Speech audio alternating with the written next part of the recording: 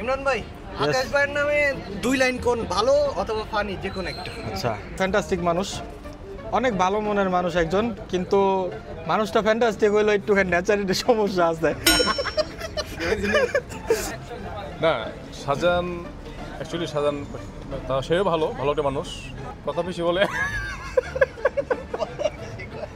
আর চা সিগারেটের বেশি খায়, এই সমস্যাটা। আর কিছু পান খায়, পান খায় বেশি, পান খেয়ে তো মুখের অবস্থা খারাপ। দাঁতটা বের কর শাহজাহান, দাঁতটা ধরেন।